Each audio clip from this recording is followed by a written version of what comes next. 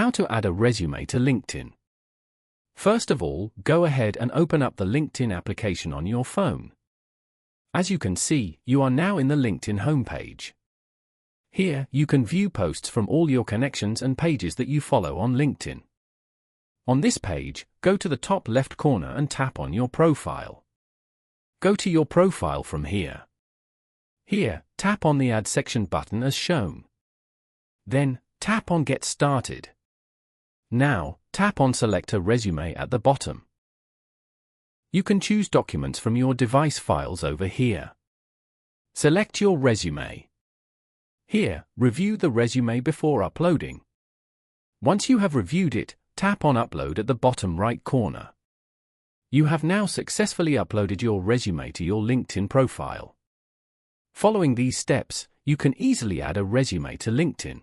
Thank you for watching. Please leave a like if this tutorial helped you, or leave a comment below if you have any questions related to the video.